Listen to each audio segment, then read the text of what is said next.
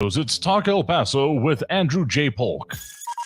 Be a part of the show by calling 915-544-KTSM, 915-544-5876, or comment online on our stream at facebook.com/Talk El Paso. It's 4 p.m. Mountain Time, and that means it's time to talk El Paso with Andrew J. Polk.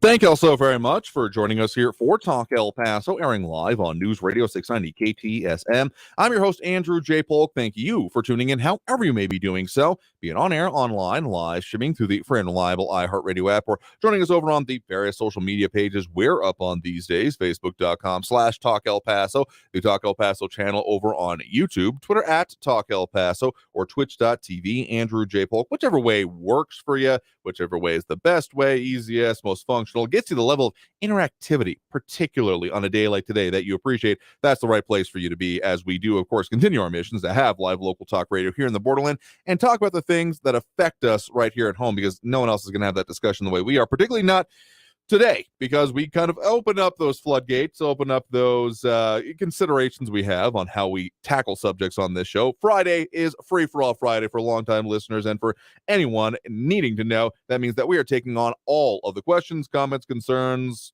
calls, subjects, etc., that we can squeeze into 2 hours of the show. So, as we do on every Friday, we already have those phone lines open if you're wanting to chime in that way. That number to do so is 915-544-5876, 915-544-KTSM. And I know we sometimes get feedback about there being certain callers, repeats, whatever have you. And what I continue to say to that is that, sure, we have some people who are maybe getting a little bit well known out there, but the major difference between those who get through and doesn't is we're not doing selection saying, no, we're not taking your call next. It's a tenacity issue, because, we don't have infinite phone lines. And so when someone does call in, they can either get through or get to the line or not. So this is my personal invitation to anyone who has not called in, not participated in the show. We have the phone lines open right now, as of right now, and fully clear. So if you want to call in, that number to do so is 915-544-5876, 915-544-KTSM, because, there are a lot of different ideas, a lot of issues, a lot of stuff that we don't even necessarily mention or get to here, even if we try to get some of the biggest news, most impacting things. They're not so much chasing the car crashes, the individual crimes, as much as they don't come down to and have a wider effect on the general audience. Like there was the note from our news partners at KFUX 14, what was going on I-10 or 54 and I-10 a little bit earlier today. That definitely caused some issues, reported about 2:16 p.m. So, sure, we got that kind of thing that we will mention, because it could affect you getting around out there, or could have at the time anyway. But there's a lot of other issues going on that we may not totally get to or miss out on, particularly when it comes to some of the national stuff. We focus very much locally, but this is the day that we open up those floodgates. But we have a lot of updates that are coming in from some of the things that we have talked about so far, as we have Amber Banda with Rock On over the social media, to you as well. Angel Rueda, happy Friday, absolutely. Amanda Mancanda on the Twitch stream, howdy to you as well. Robbie Flores with a happy Friday all, definitely appreciate it. And Flaco Jimenez with the Bitmoji, or at least I think that's what it's called. And appreciate y'all chiming in, adding your 2 cents. We'll also take the comments substantively over there. And just as a note, had a couple people seem like they tried to call in right now. I just got to give us a chance to pick up the phone there, and we'll get with you as soon as we can. I don't think we're having any of those steam-powered radio issues today. So again, just remember, 915-544-5876, 544-KTSM is the number to call if you want to get on the line.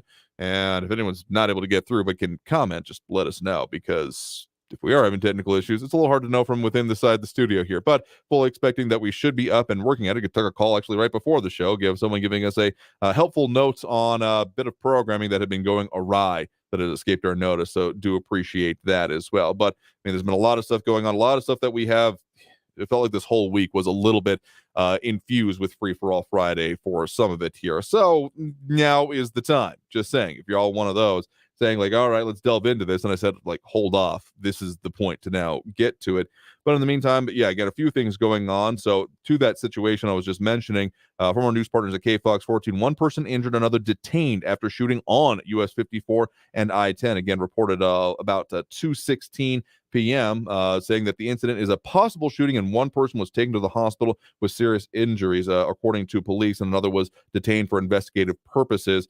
Now, all lanes were reopened as of 3:30, so if you're having issues through there, that is on 54 West and Paisano, but at this point, US 54 South to Loop 375 does remain closed. You'd have to exit at Paisano, exit 20A, and I-10 eastbound from US 54 is open, as well as I-10 southbound to Juarez. So still being asked to kind of avoid the area, go for alternate routes as much as possible. So hopefully a note for y'all still out there and commuting out there to stay safe. And Mandaman also adding the note of Happy Father's Day. Yep, that is this weekend. So hope you all are having a good one out there. And one other note from a news conference a little bit earlier today from the El Paso's Fighting Hunger Food Bank, one that I had mentioned was coming up, specifically those few bills. They say that, well, technically 3 bills and a budget item that has now been signed or approved by Governor Greg Abbott, including the SNAP Vehicle Asset Test Bill, the Streamlined SNAP Access for Texans Reentering Society, the Transportation Reinvestment Bill, and the Surplus Agricultural Products Grant. Particularly that last one is of big significance to the El Paso's Fighting Hunger Food Bank because it will literally double the amount of truckloads of food they're going to get from certain sources. Again, those surplus agricultural products. The difference between and the reason that they put forth, and they bear out the idea that I believe the latest calculation is $7. One meal equals $1 equals 7 meals. That is, get the calculation right. And they're able to do that because they can send out truckloads because sure, a farmer may not be willing to give you a single cabbage if they've got too much, but if you're willing to take all of it off their hands, as the El Paso's Fighting Hunger Food Bank does, well, that makes a big difference to them and makes it so that they're able to provide that food. So a little bit more about that, and from our news partners at KFOX 14, speaking with the Director of Governmental Relations at the food bank, Celeste Varela. So we'll be hopefully talking with them a little bit more on the program as we're getting into some of those rubber hitting the road and actual things coming out into fruition from this legislative session in Texas, even if, there's more to come from there as well. But let's get to those phone lines now. Again, that number to call, 915-544-5876, 544-KTSM. We do have Ben on the east side here with us right now. Ben, thanks for joining us, and hopefully didn't have too much trouble getting on the line there. No problem. Appreciate it. Thank you. Yeah, sure thing. What's on your mind? Okay, on Monday, I've gone over this before, but I just want to, tell everybody we need to see these documents, and there's nothing. Chuck Grassley said that these were not classified documents. There's no reason why they couldn't be seen by all Americans and everything. And this happened on Monday. There was information that said that there was a foreign national who had allegedly bribed Joe and Hunter Biden and he possesses 17 audio recordings of conversations with the Biden family, including 15 calls with Hunter Biden and 2 calls with Vice President Joe Biden. The recordings held by insurance, held for insurance by the foreign national. The 1023 that was looked at in the SCIF this last week suggests potential involvement of Vice President Joe Biden and Hunter Biden's Burisma employment.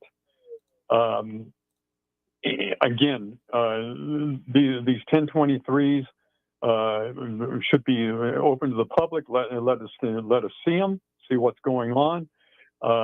And please call your representatives, ask them to let us see these documents.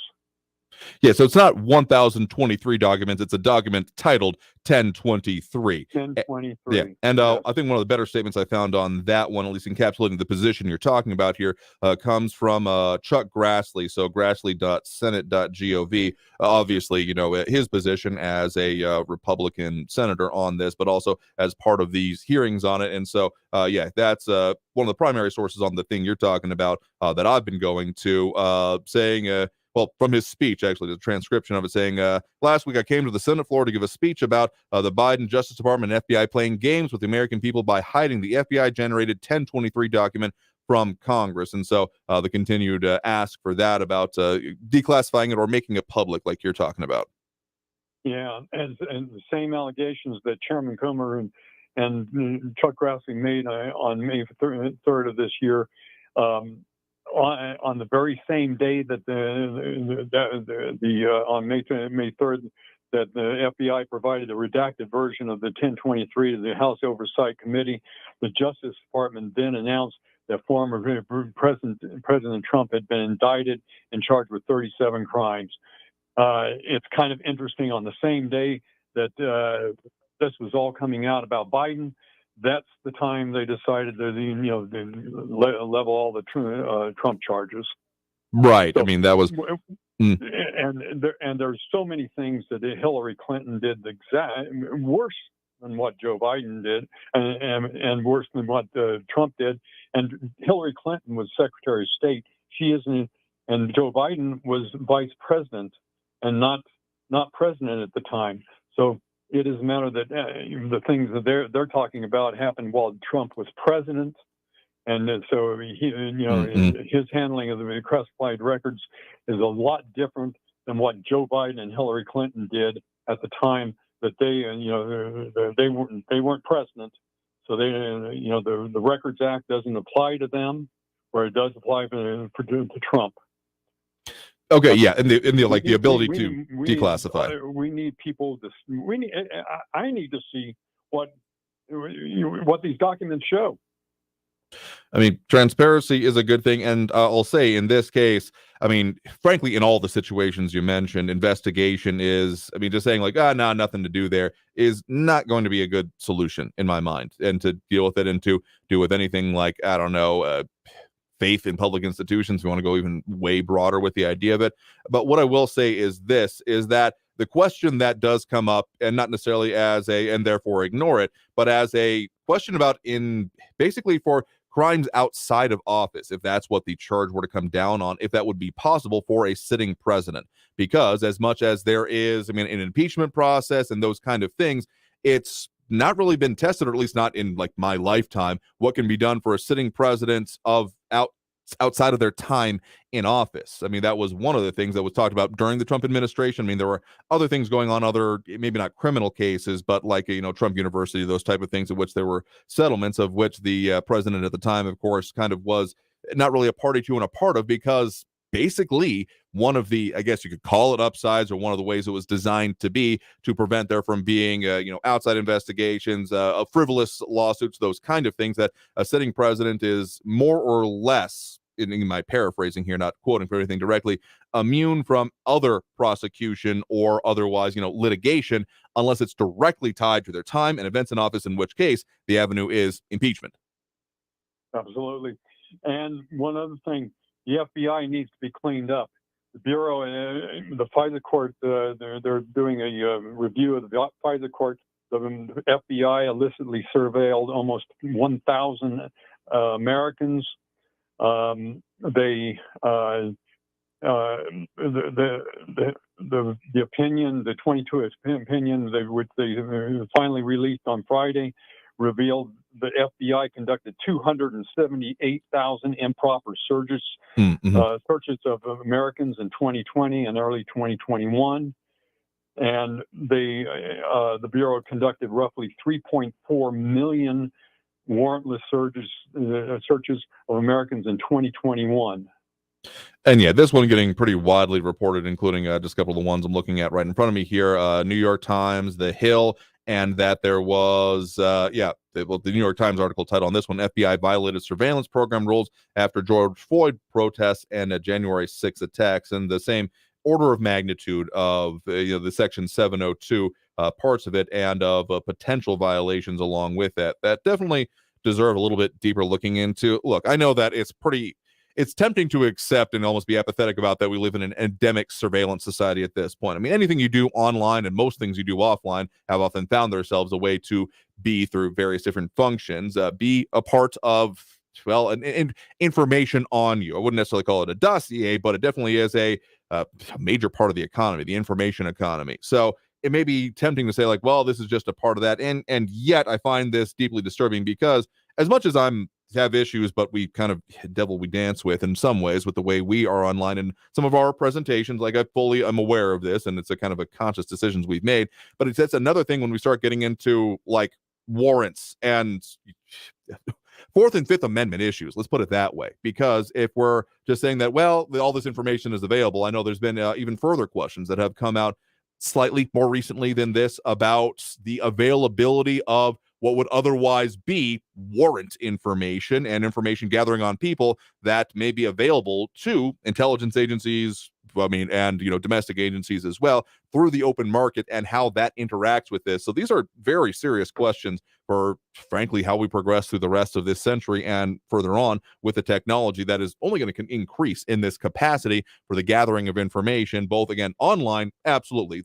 Everyone should know that everything you do online is absolutely logged, tracked, and as much as possible monetized, being the major focus there. And I guess that's people are wondering, like, why is this allowable? That's the major difference. One's a law enforcement purpose with the FISA courts, to make that clear, and the other is basically a monetary purpose. But it's a little bit hard to pin down how much the information economy actually banks these days, because it's baked into a lot of things like Google, Alphabet, the Meta, and Facebook, which is one of the reasons that they've made these bigger parent corporations now, because those are their major focuses. But this is a billion-dollar economy. In some cases, it's been compared to and even decided to be bigger than, like, say, the energy economy. It's like gasoline and oil sales. That's how big that is, and that's why it's going to be one of the defining issues of this century, at the very least the beginning of this century, in my mind. Yeah, and we're becoming more of a surveillance state, much like China is every day. Another thing that the FBI did, unjustifiably conducted searches on 23,132 American citizens to find evidence of possible foreign influence, although the analyst that was conducting the queries had no indications of foreign influence. I mean, we're talking about, all the people on January 6th. Sure. They're going to have another 1,000 inquiries into the people that were there. We're becoming a police state. And the FBI and the CIA and all these other people that are supposed to be taking care of the American people, they're spying on us. And if you're not marching to the band, they're going to take you out, just like they're doing with Trump. The penalty is not getting is not going to jail. It's the process of going to jail. Ruin your life, okay. destroying people's lives, just to make sure that you understand that if you do something against what they say is right, you will pay a penalty with your life savings, with everything else, your jobs, everything else. They'll destroy you. This is bad. And getting back to the other thing, sure. The 1023s need to be released for the people to see, especially if Biden's doing the things they say he is. Fair. I mean, yeah, there's been a lot of opinion articles I was seeing going on about this. I mean, some of the reporting, absolutely, but saying that, this is, not to borrow a phrase, but a nothing burger, or it's not bared out to what it is. And I mean, even if it was to be an exaggeration of it and what the contents of it is, what I will say is that, again, transparency is a beautiful thing in a whole lot of ways. And if something is being mischaracterized, then the solution to that, among other things, not necessarily just specifically in this case, but in general, would be to release the information and let people therefore comb through it, find the information, and make their own decision. If your house is burning down, do you really think that it's the smoke that tells you that their house is burning down, or is it the big fire? We've got a problem. We've got to clean it up, and hopefully, if everybody just calls their representatives. And even Veronica Escobar, I mean, she'll ignore it, I'm sure. But if if enough people called her and said they went and looked into it, she may have to do it. Actually, anyway, stay well, stay safe, God bless, and again, let's go, Brandon. But please, get on the phone. Call your representatives, just your representatives. Call all the people on the House committees.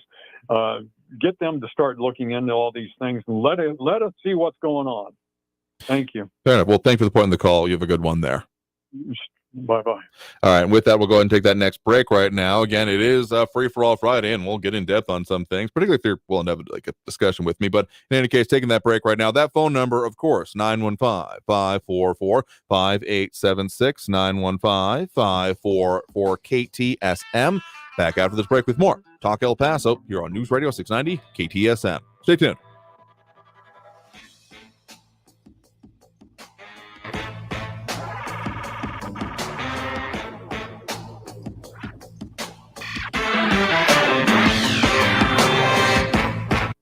Traffic all day. News Radio 690.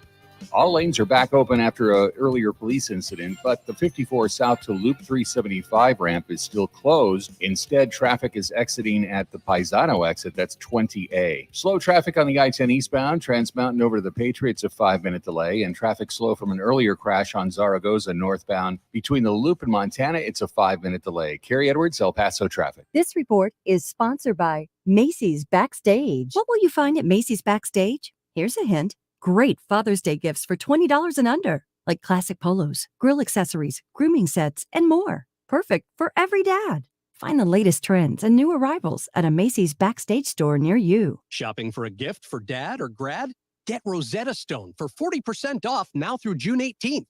Learning a language will expand their horizons and open up new opportunities in career, travel, and more. Choose from Spanish, Italian, Japanese, and over 20 more languages. Rosetta Stone memberships are for life, so your present gets them forever access to language learning tools they can use for years to come. Get it now at rosettastone.com. 40% off ends June 18th. iHeartRadio Earth is here with little tips for a healthier planet. October is Energy Awareness Month and a good time to assess your home to make sure you're ready for the season's cooler temperatures. Keep your window shades open on sun-facing windows during the day to get free solar heat, and close them after dark to add a little extra insulation. Brought to you by iHeartRadio Earth and the National Environmental Education Foundation. To find more tips for smarter, sustainable living, or to take action in your own community, go to iHeartRadio.com/Earth.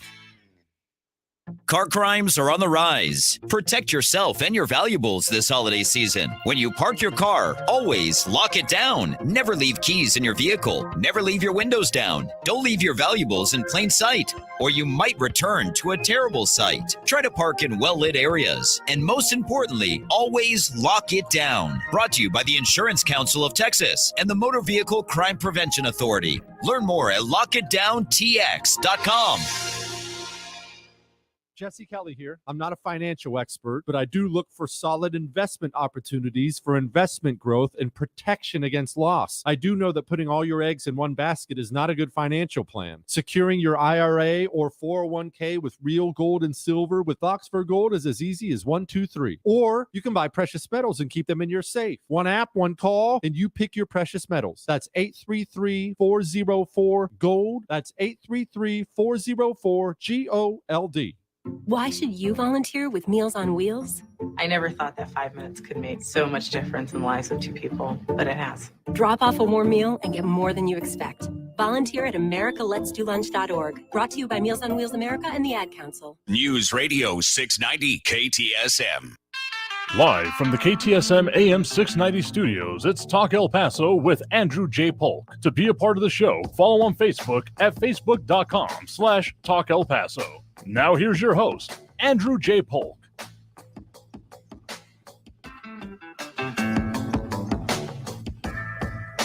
Thank you all so very much for joining us here for Talk El Paso, airing live on News Radio 690 KTSM. I'm your host, Andrew J. Polk. Thank you for tuning in, however you may be doing so, be it on air, online, live, streaming through the free and reliable iHeartRadio app, or joining us over on the various social media pages we're up on these days, facebook.com/Talk El Paso, the Talk El Paso channel over on YouTube, Twitter at Talk El Paso, or twitch.tv, Andrew J. Polk. Part of the reason we mentioned those, and as we've been popping up for those that are watching on screen, is that a lot of commentary and a lot of all the conversations going on over there that sometimes I get a little bit off of track of, but particularly on the whole surveillance side of things, and comparisons between the U.S. and China on the endemic surveillance state certainly abound, even if the purposes behind it are a little bit different, at least in my analysis. I mean, in China, it is very much a does it serve the state? I mean, they got the whole social credit thing going on that's straight out of an episode of Black Mirror. Like, that's not even a joke.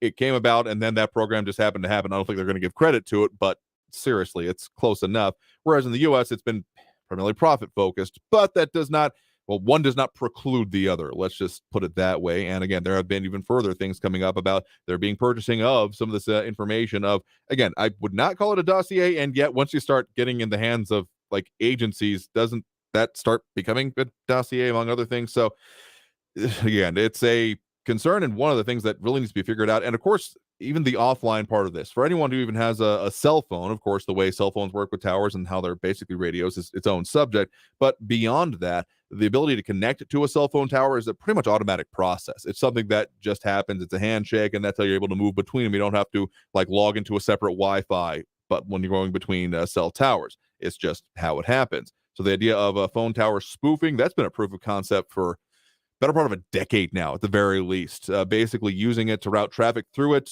basically spoofing the protocols to make it look like it's a cell tower, and therefore gaining access to and information on the details, if not the actual traffic, on everything passing through it.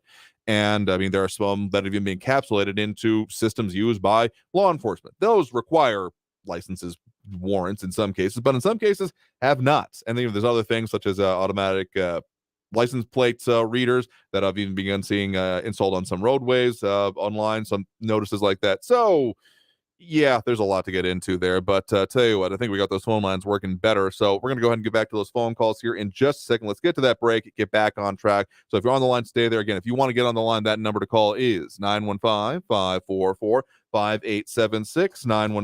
915-544-KTSM. Back after this break with more Talk El Paso here on News Radio 690 KTSM. Stay tuned.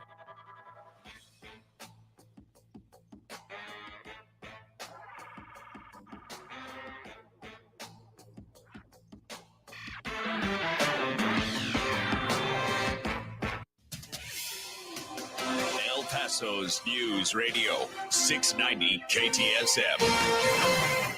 Hello, everyone. This is Robert Olguin with your KFOX 14 news update. El Paso police are responding to a shooting on US 54 and the I-10 interchange. All lanes were closed on US 54 West and Baisano near the Bridge of the Americas. Officials said the incident was reported at 2:16 this afternoon. Officials say it is being investigated as a shooting, and police say that one person was taken to the hospital with serious injuries. Another person has been detained for investigative purposes. A Las Cruces man was sentenced to 24 years in prison today for the deadly shooting of a man outside of a bar in 2019. A judge sentenced Adam Alexander Torres today. In March of 2023, a Las Cruces jury convicted Torres of second-degree murder and second-degree aggravated assault in the shooting death of Rogelio Baeza. Torres killed Baeza outside of the Halo bar in Las Cruces in June of 2019. This has been your KFOX 14 News Update. I'm Robert Olguin.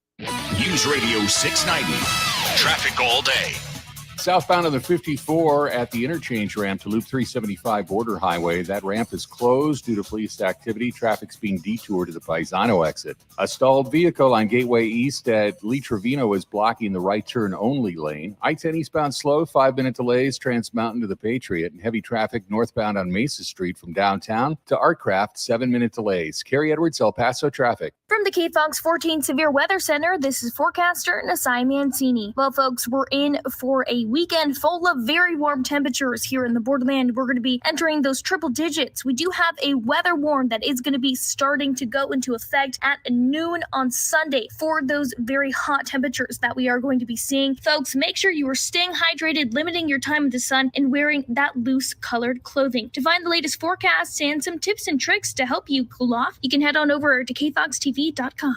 This report is sponsored by Macy's Backstage. What will you find at Macy's Backstage? Here's a hint. Great Father's Day gifts for $20 and under, like classic polos, grill accessories, grooming sets, and more. Perfect for every dad. Find the latest trends and new arrivals at a Macy's Backstage store near you. Prescriptions require an online consultation with a healthcare provider who will determine if appropriate. Restrictions apply. See website for details and important safety information. Subscription required. Price varies based on product and subscription plan.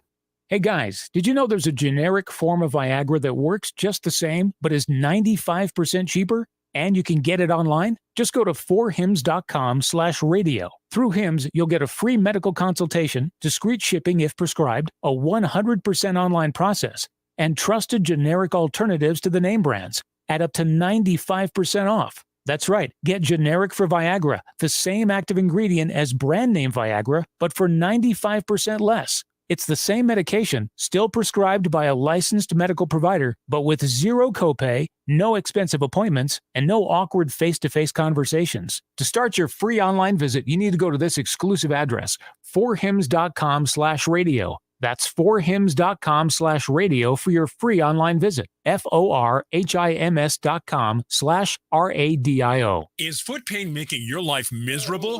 The Good Feet Store wants to help. We invite you to visit our store at Airway Boulevard at I-10 for a free fitting and test walk and learn more about how the Good Feet Store can help you find relief. The Good Feet Store.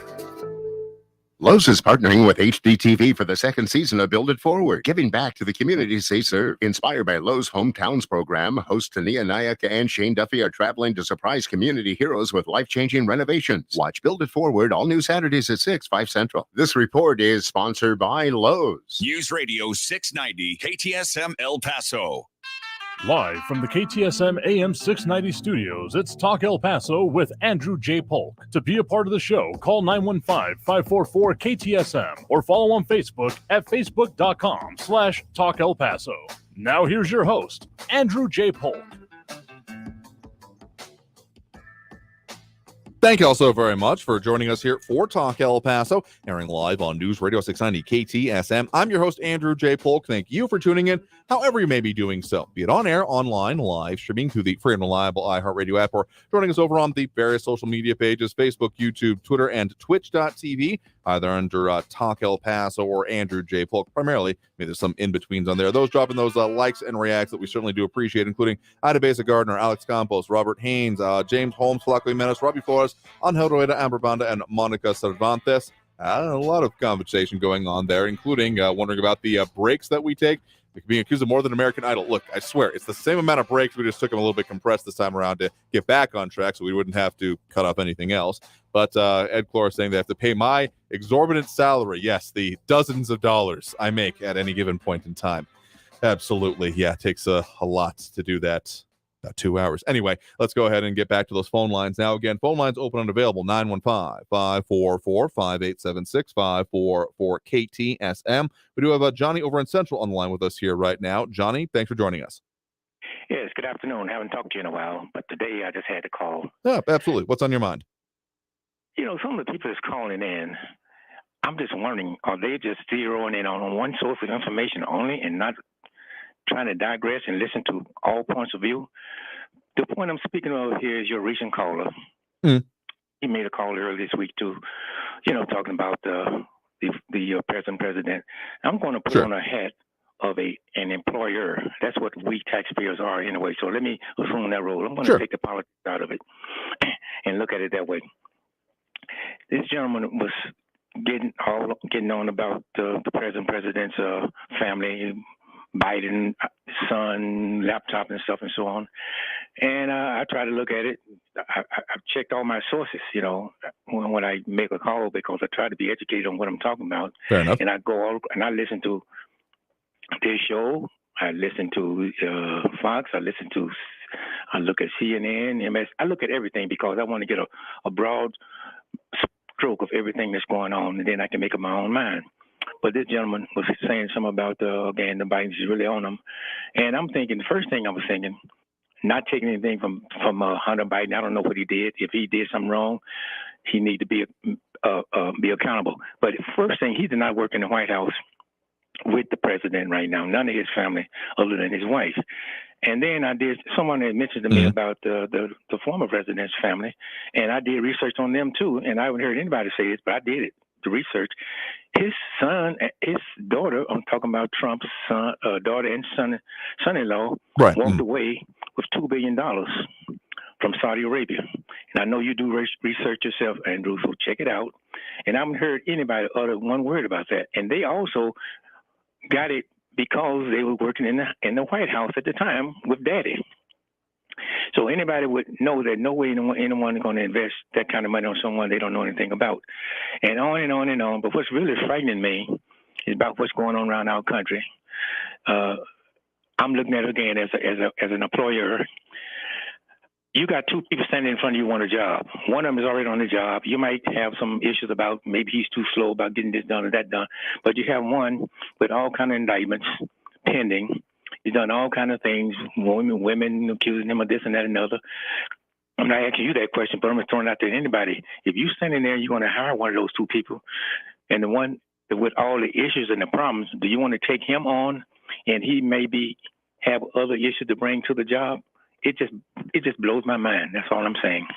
I get what you're saying, and I've seen that same kind of analysis going on, a lot of Facebook comments, et cetera, about, from an employer standpoint, and particularly from the, I guess, more the military standpoint, because a lot of the times these conversations about classified material, the maintenance of it, and what the penalties are, a lot has been coming up about, what would happen for someone in a not a political role, but a functionary role. Again, a lot of members of the military with access, the SIPR and other networks, and of course the SCIF, like we've been talking about, has been brought up here.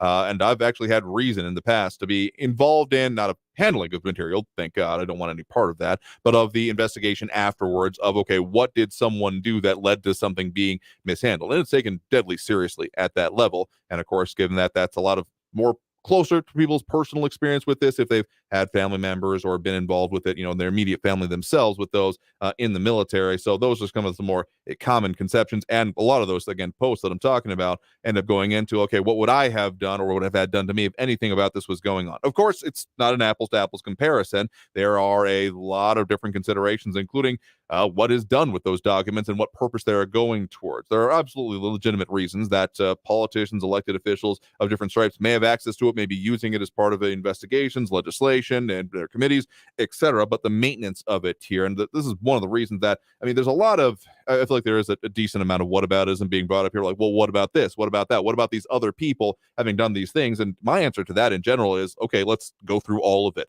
Let's get all to the bottom of all of this to a resolution. Sure, there is particularly like in the Chuck Grassley situation, I know that some of the response to his statement being made on this, on the what's the title of his article? Grassley, FBI redacted references to recordings and Biden allegations shared with Congress. And he's making, therefore, allegations based on what he has seen, the unredacted version, and saying that needs to be released. And some of the response to that I've seen has been saying, okay, but we can't see the unreleased version. And so we don't know if this is so much bluster or you trying to say that coming to a conclusion that may not be actually supportive of my material because you don't actually think it's going to be released, kind of an ingenuine kind of concern there with it. So again, to this and most of the other things I would say is like, okay, as much as can be released, sometimes the classified information itself will preclude being able to be released. The very nature of it means that it can't be. Don't think that really applies in that 1023 document case that was, again, the subject of the previous caller, like you were talking about.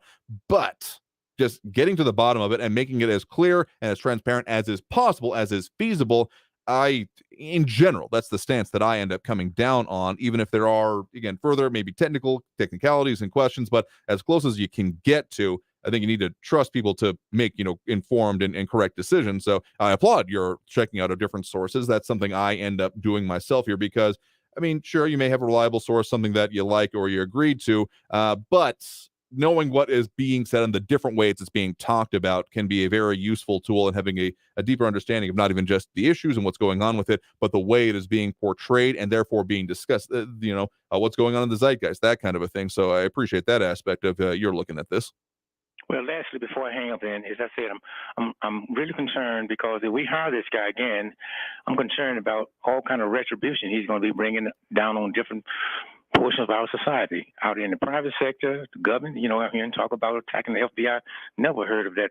And, FBI has been around for, and I did some research on what they have done for us too, but I know we don't have time for this call, but can you imagine us alienating the FBI?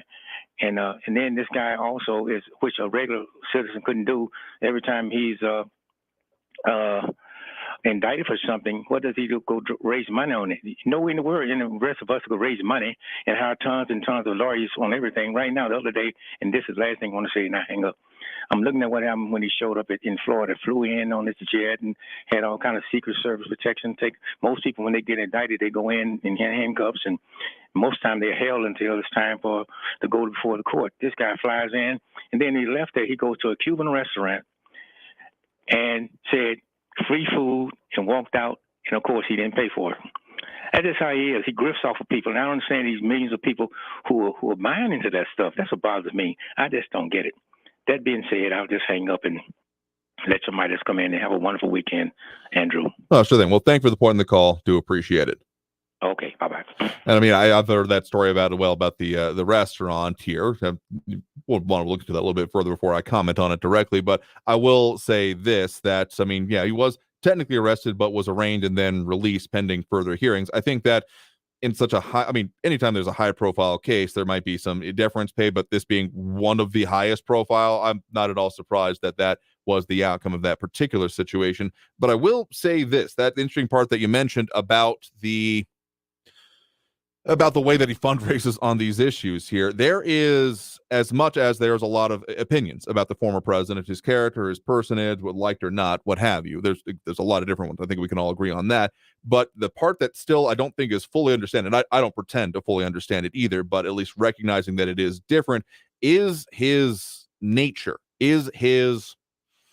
the way the support has existed. Again, I keep going back to Michael Dukakis, who was technically before my time, but having watched those videos and then seeing the situation and having the understanding of, books that have been written about it since, about how this guy that was considered as a serious candidate, like his campaign evaporated in the span of weeks, if not a weekend. Basically, as that story got out again of that goofy ride in a tank, that's worlds, galaxies away from the way this situation is, and why some of the tactics that keep being talked about, frankly, I've heard people saying that, like, how can he be? I mean, some of the polls that have come out have been saying that he is still the front runner, that he is still raising money, and all of these things. I mean, heck, I missed which other opponent it was, but someone outside or nearby the hearing said that if elected, he would pardon Trump. So, frankly, in terms of this race overall, the primary race that we are basically already in, let's be perfectly honest out there, even though it's not even 2024 yet, that's basically there is one of the questions that we've asked a long time ago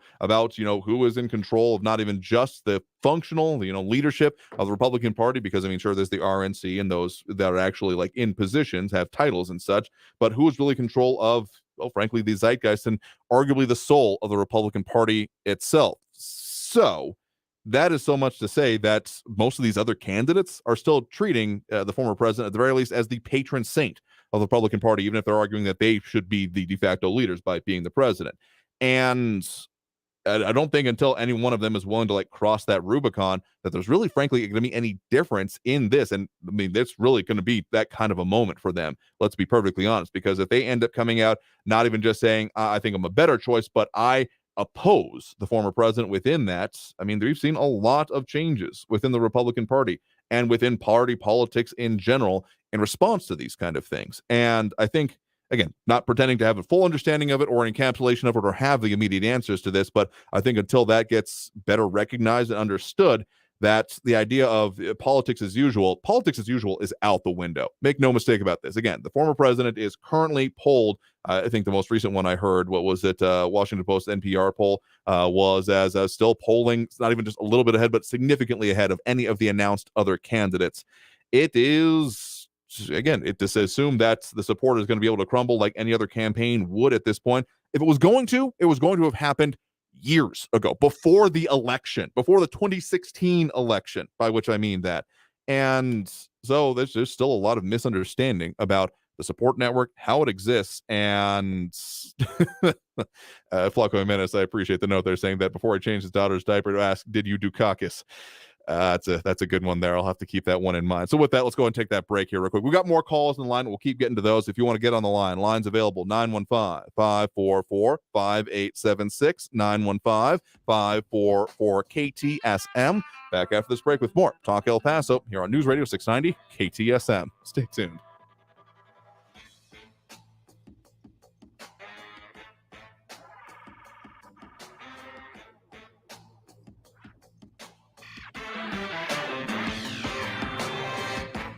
Hello, everyone. This is Robert Olgain with your KFOX 14 news update. El Paso police are responding to a shooting on US 54 and the I-10 interchange. All lanes were closed on US 54 West and Baisano near the Bridge of the Americas. Officials said the incident was reported at 2:16 this afternoon. Officials say it is being investigated as a shooting, and police say that one person was taken to the hospital with serious injuries. Another person has been detained for investigative purposes. A Las Cruces man was sentenced to 24 years in prison today for the deadly shooting of a man outside of a bar in 2019. A judge sentenced Adam Alexander Torres today. In March of 2023, a Las Cruces jury convicted Torres of second-degree murder and second-degree aggravated assault in the shooting death of Rogelio Baeza. Torres killed Baeza outside of the Halo bar in Las Cruces in June of 2019. This has been your KFOX 14 news update. I'm Robert Olgain. Traffic all day. News Radio 690.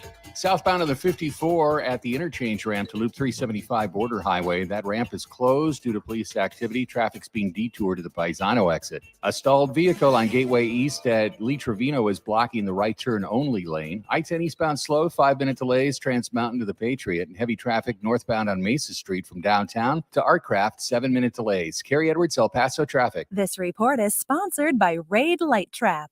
The new Raid Essentials Light Trap uses light to attract, then trap flying insects like fruit flies and mosquitoes, turning your home into restricted airspace. For insecticide-free protection that's people and pet-friendly, get new Raid Essentials Light Trap.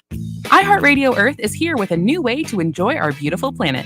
Reduce your impact on the environment this fall by packing a waste-free lunch for school or work. Avoid foods with excessive packaging. Use reusable cutlery, napkins, cups, bags, and containers, and recycle or compost any waste when possible. Brought to you by iHeartRadio Earth and the National Environmental Education Foundation. To find more tips for smarter, sustainable living or to take action in your own community, go to iHeartRadio.com/Earth.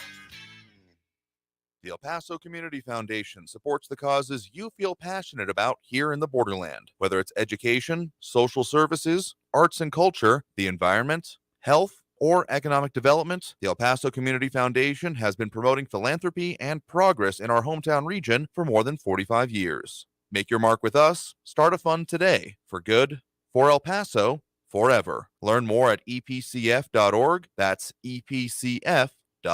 Hey, Sean Hannity here from my friends at Lone Star Transfer. If you felt like booking your timeshare was difficult in the past, you know it's recently been almost impossible. Now, most clients are shocked to learn that their timeshare is now available to the public, and that severely limits booking options. Many owners have also reached out, and they're upset that their yearly dues have nearly doubled during the maintenance fee season. Now, for well over a decade, our friends at Lone Star Transfer, a family-owned company, they have had the pleasure of helping thousands and thousands of people legally and permanently get out of their never-ending timeshare fees. Now, Lone Star Transfer guarantees the release of all liability to your timeshare in writing and in a specific time frame. Call my good friends for a free, no-obligation consultation. Write this down. Call today, 833-594-0075. 833-594-0075. They're online at LoneStarTransfer.com. Protect yourself and your valuables this holiday season. Never leave keys in your vehicle. Don't leave your valuables in plain sight. Park in well-lit areas. And most importantly, always lock it down. Brought to you by the Insurance Council of Texas and the Motor Vehicle Crime Prevention Authority. Learn more at lockitdowntx.com. Lowe's is partnering with HDTV for the second season of Build It Forward, giving back to the communities they serve. Inspired by Lowe's Hometowns program, hosts Tania Nayaka and Shane Duffy are traveling to surprise community heroes with life-changing renovations. Watch Build It Forward all new Saturdays at 6, 5 Central. El Paso's News Radio 690 KTSM. Live from the KTSM AM 690 studios, it's Talk El Paso with Andrew J. Polk. To be a part of the show, call 915-544-KTSM or follow on Facebook at facebook.com/Talk El Paso. Now here's your host, Andrew J. Polk.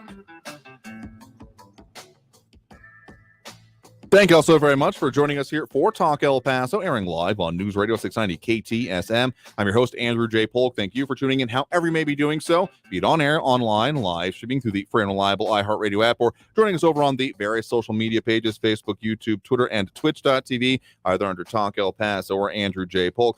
Comments coming in, a lot of them there, and of course, calls as well. So We'll get into more of those here in just a second. Line's full up at the moment now at this point here. So, Bernadette Vandergool, also a happy Friday there to you as well. Certainly appreciate that. So let's squeeze in one call, at least one more, before we end up getting to the end of this hour. Don't worry, getting more into the second hour, so if you're on the line, stay there. But right now, we do have Mike on the east side here with us right now. Mike, thanks for joining us. How are you doing, Andrew? Doing all right there, Mike. What's on your mind?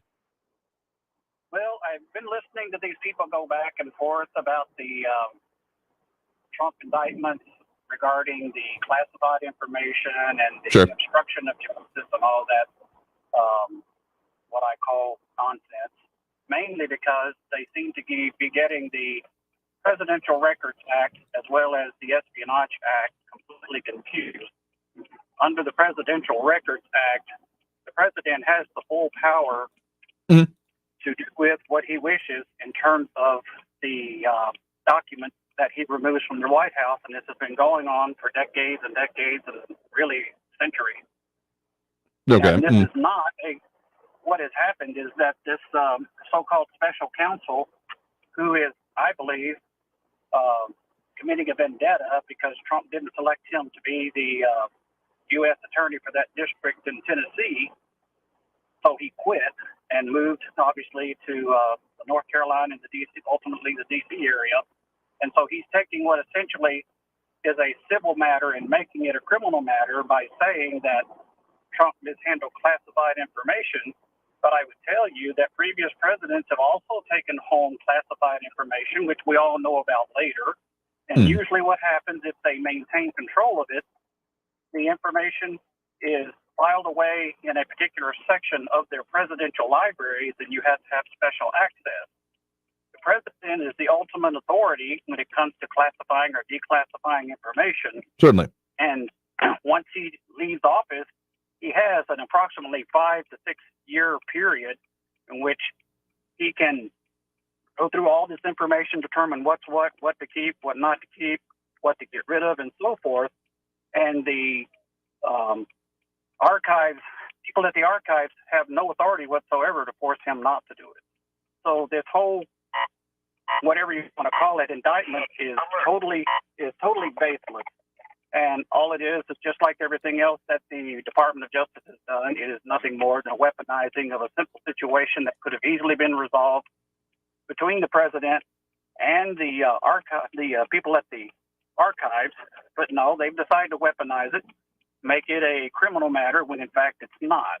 And so to all the people, much like Raul and people who land on that side of the issue, if the justice system is still a justice system and it is actually fair, I expect every one of these charges to be either dismissed or it just won't go to trial. But I would pretty much expect them to be dismissed. Nothing should happen. And if anything happens to President Trump, then you need to go back and take out Joe Biden as well, not just for what he's done now, but also as vice president, well, along with his president, along with Bill Clinton, along with a number of other presidents.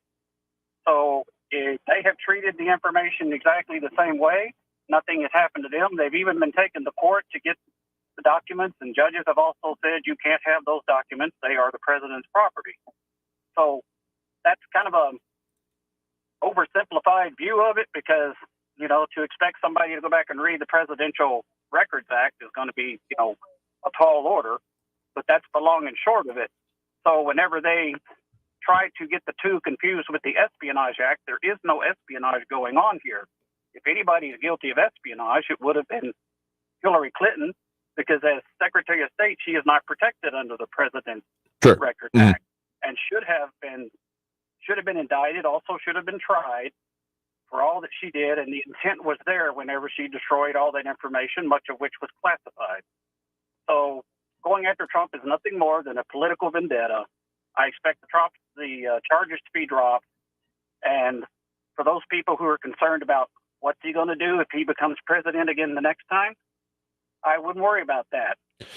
I mean, we'll see what ends up coming to that. Tell you what, we're right up against the top of the hour, so I do appreciate the point in the call. We got to take that top of the hour break right now, otherwise I'll get in trouble in other ways. So I appreciate the point in the call. Back after this break with more Talk El Paso here on News Radio 690. Traffic and weather all day. News Radio 690 is KTSM AM El Paso, an iHeart radio station.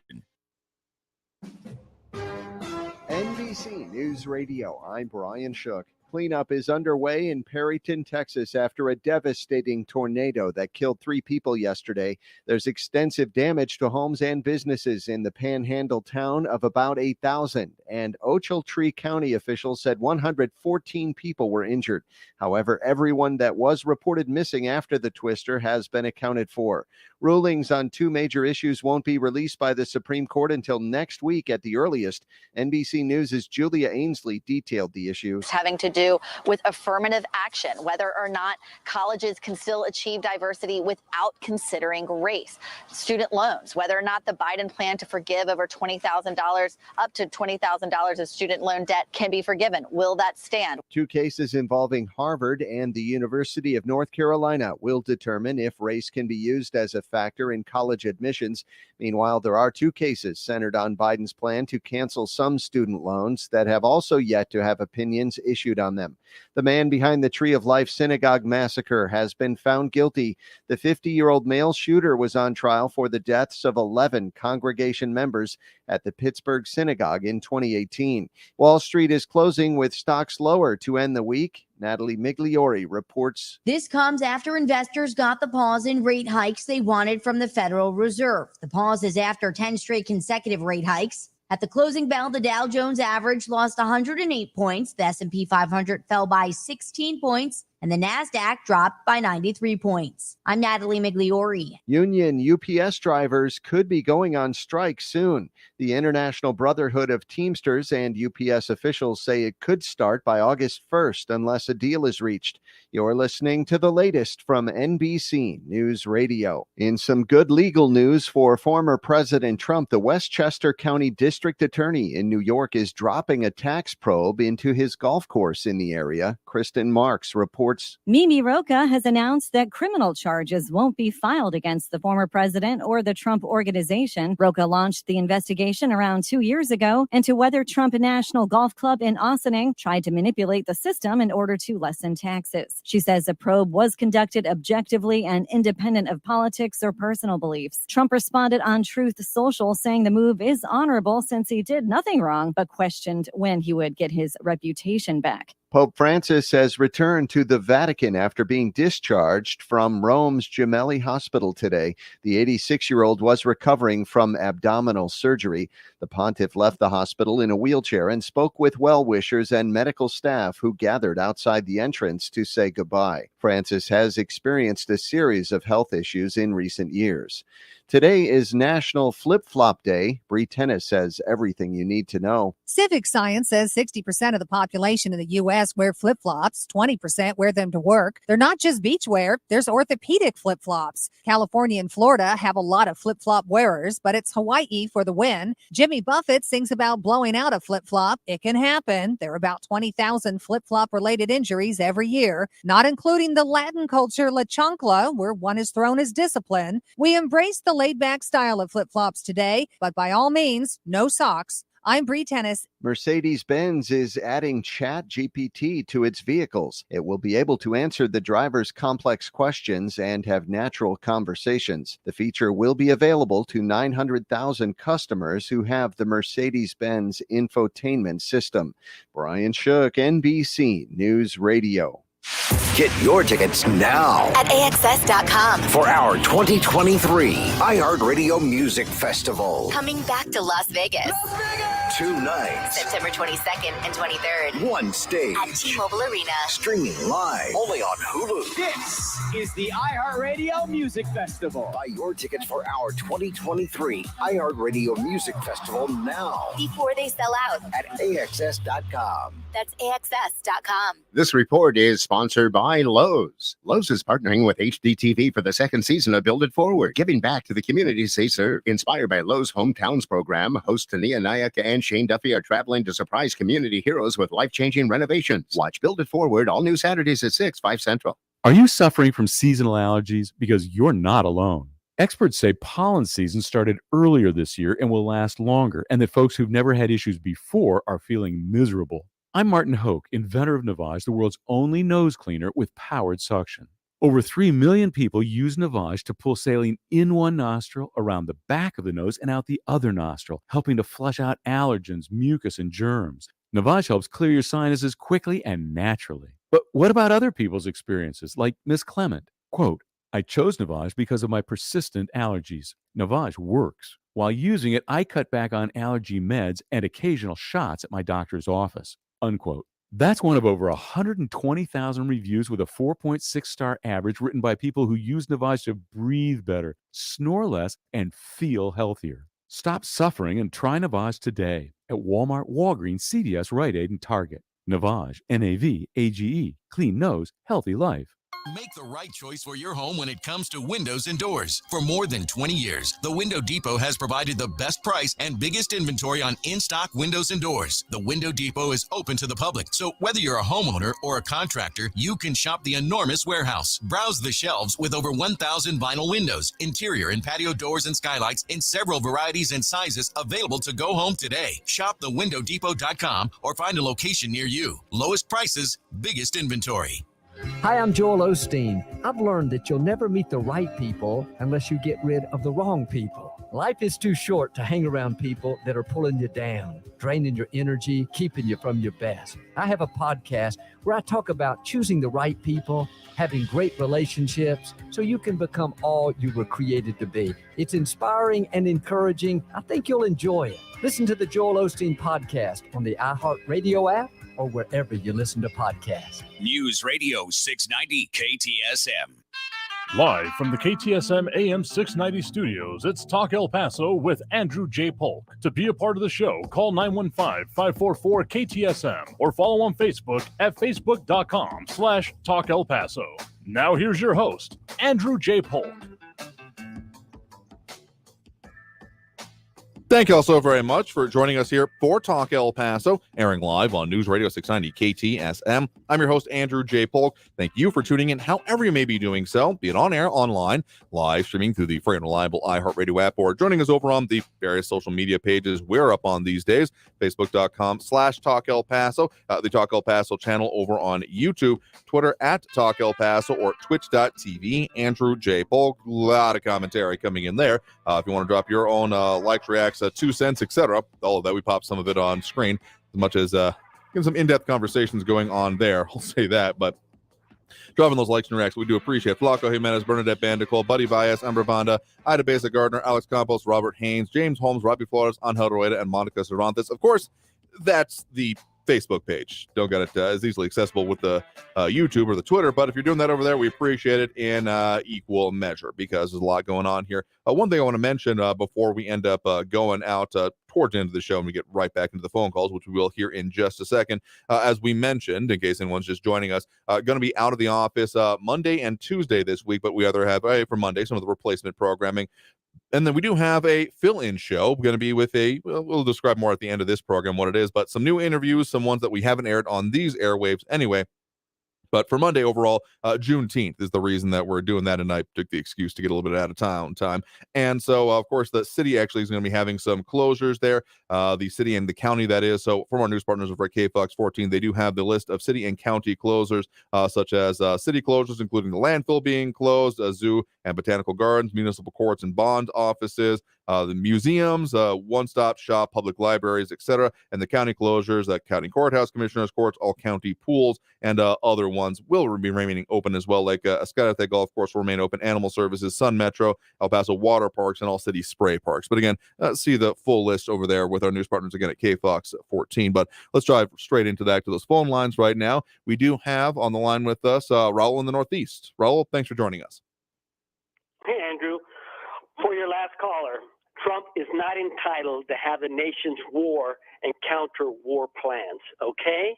They belong to Uncle Sam, not for Donald Trump to show them off to other people or maybe sell them or use them for blackmail. And you know what? They have a recording of him admitting that he shouldn't have them. And this, again, this will all be adjudicated in court where he is headed. Okay. Now, I want to say right on to your caller, Johnny, who said he listens to the entire spectrum of the political opinion.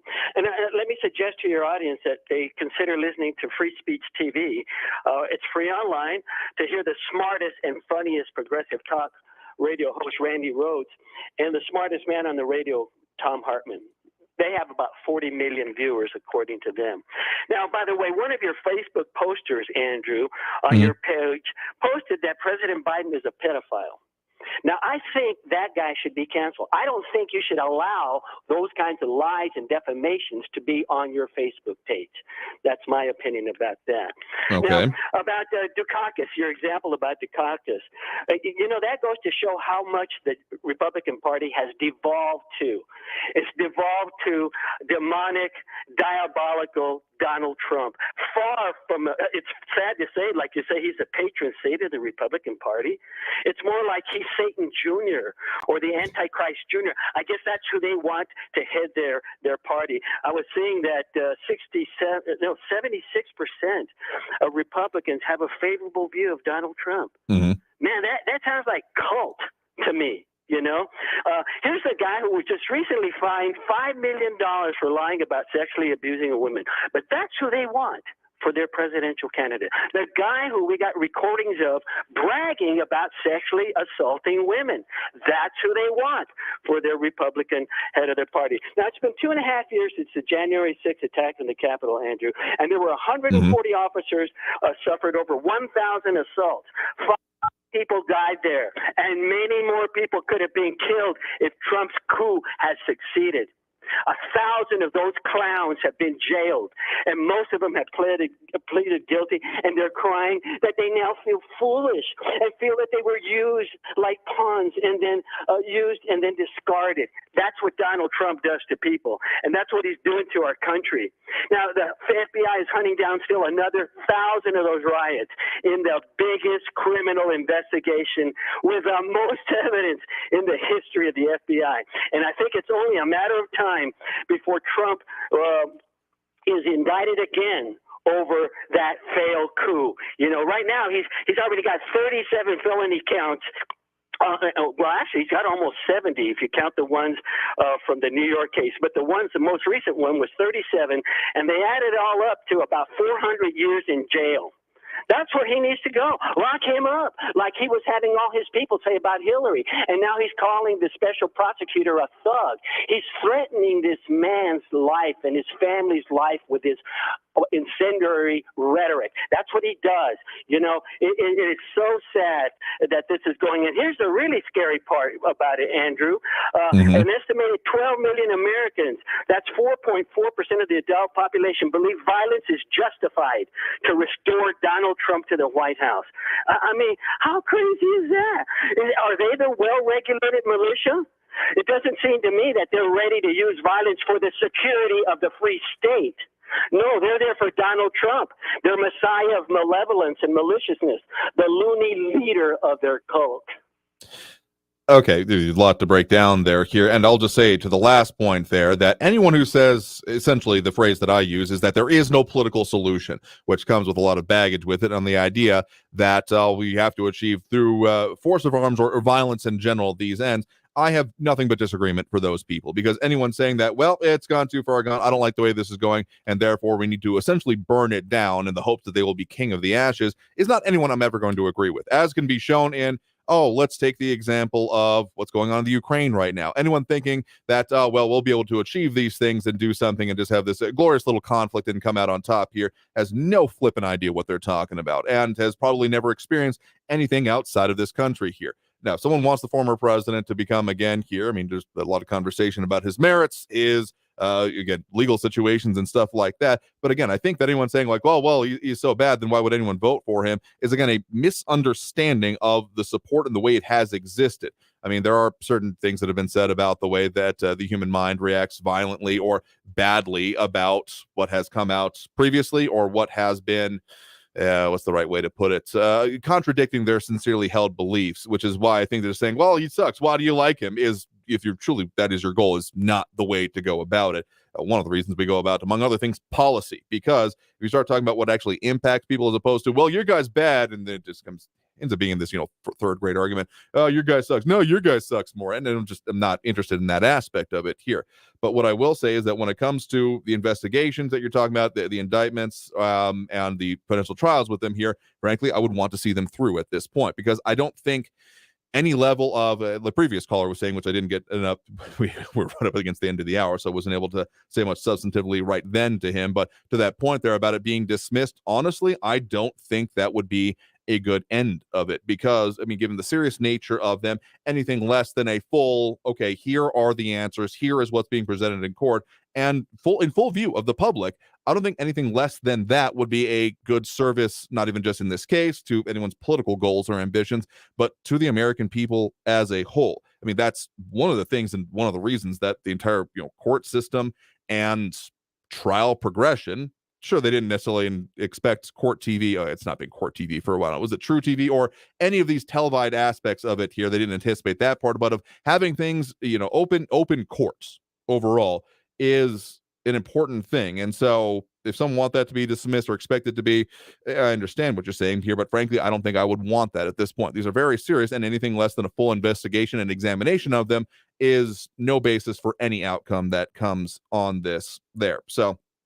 again, I'm not at all expecting that you'll ever find yourself in the realm of voting for the former president should he come up again on a general ballot, or if you end up finding yourself in a Republican primary voting part, that you would end up voting for him in that case. But I think it would be hard pressed to call him anything but the patron saint, at the very least in concept, of the current incarnation of the Republican Party. I mean, I've known plenty of people who have been on board with him day one. A lot of them were saying, I don't know about this, and have held their noses essentially. Can also be seen nationally. And some who were never Trumpers, saying, no, I will never go with this, and have found themselves in a difficult statement, which is part of the reason that we brought up a question previously on, is it possible to be considering yourself anti-Trump and a member of the modern Republican Party? I think that's basically the question that will effectively be adjudicated through this primary process, exempting any of these other things going on, of course, with legalities. But I will say this, still going to disagree with you on the idea that there will be, I'll be surprised in any case if there are going to be any indictments or anything like that coming out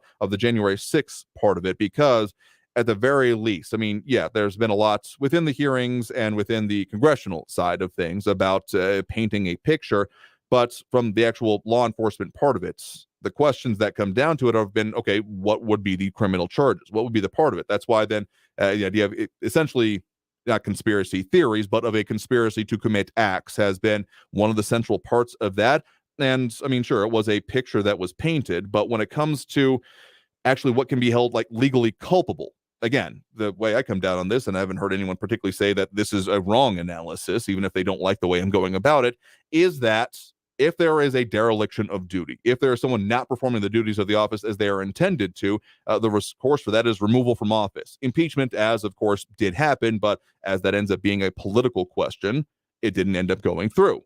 So that would be the question of, if there are to be penalties, at least statutory ones, what would they be and where would they come out of? And I haven't heard a sufficient answer from that, to be perfectly honest with you. So appreciate the point in the call, as we do here, of course, on Friday. Let's go ahead and take that next break right now to get a little bit back on track with this one, a little bit long, this segment, but we'll go ahead and take more of those calls here if you want to get on the line. Of course, that number to do so is 915-544-5876,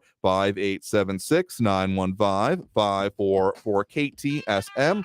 Back after this break. A lot more calls we'll be getting to here, and of course the comments percolating through as well. So stay tuned. We're Talk El Paso after this break here on News Radio 690 KTSM. Stay tuned.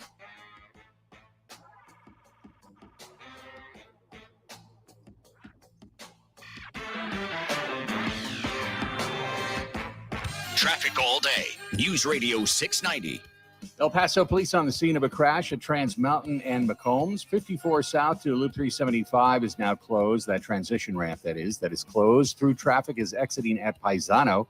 I-10 westbound at the port of entry exit ramp, that's 22B. Heavy traffic's blocking that transition ramp. I-10 eastbound slow Trans Mountain to the Patriot, 5-minute delays. Kerry Edwards, El Paso traffic. This report is sponsored by Lowe's. Lowe's is partnering with HDTV for the second season of Build It Forward, giving back to the communities they serve. Inspired by Lowe's Hometowns program, hosts Tania Nayaka and Shane Duffy are traveling to surprise community heroes with life-changing renovations. Watch Build It Forward all new Saturdays at 6, 5 Central.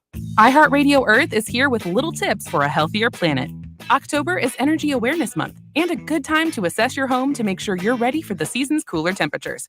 Keep your window shades open on sun-facing windows during the day to get free solar heat, and close them after dark to add a little extra insulation. Brought to you by iHeartRadio Earth and the National Environmental Education Foundation. To find more tips for smarter, sustainable living or to take action in your own community, go to iHeartRadio.com/Earth.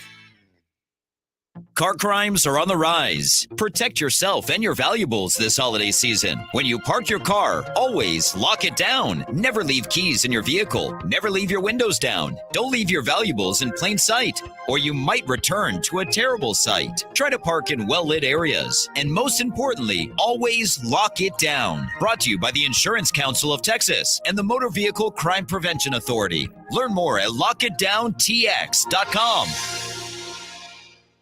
My mom and dad are the best. Ever since they called the early childhood program, I'm doing so much better, and mom and dad don't worry or stress as much as they used to. They seem a bazillion times happier, and all services are free. Parenting isn't easy, so we signed up for the free early childhood program at the El Paso Center for Children. They taught us how to deal with COVID-19 stress and be better parents. Lots of other free services are available. Call 915-500-4105. That's 500-4105. Cashback is not available on gas in New Jersey and Wisconsin. This is Matt Crowder live at the gas station on 41st Street reporting on those skyrocketing gas prices. Excuse me, miss. Are you buying less gas now because of the high prices? Oh, I never pay full price for gas anymore. I just use the free Upside app that pays you cash back for every gallon of gas you buy. Wait a minute. Are you saying you actually get paid cash when you buy gas with the Upside app? Yes, I get real cash back every time I buy gas. Well, does that actually add up to anything? I've made around $200. Wow. Well, there you have it. Stop paying full price for gas. Download the free Upside app and get real cash back every time you buy gas. This is Matt Crowder Radio News Network. Download the free Upside app now to earn real cash back every time you buy gas. Use promo code SMILE for an extra 25 cents a gallon bonus on your first tank. You can cash out anytime right to your bank, to PayPal, or any gift card for Amazon and other brands. Just download the free Upside app and use promo code SMILE for a 25 cents a gallon bonus on your first tank. That's code SMILE. News Radio 690 KTSM El Paso.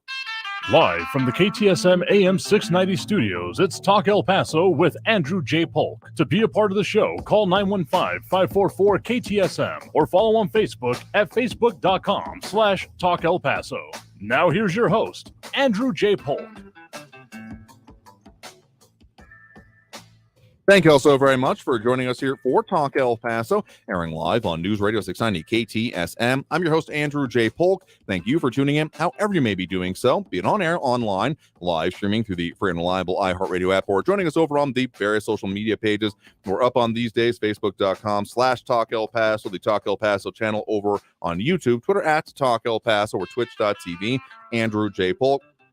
A lot of stuff going on there, but just as a note in the area that two veteran, as noted by El Paso Matters here specifically, two veteran El Paso journalists, Angela Cocherica and Alfredo Cochardo, among 4 people elected to the National Association of Hispanic Journalists Hall of Fame. So absolutely congratulations for them. Have had an opportunity to work kind of alongside, if not directly, with Angela Cocherica. Kind of was in the Border Bureau office, BELO, the organization. I remember that it was over at KBIA is where it was housed, but so congrats to them on that. So well worth it, in my understanding. So go ahead and get back to those phone lines now. Again, that number to do so, 915-544-5876, 544-KTSM.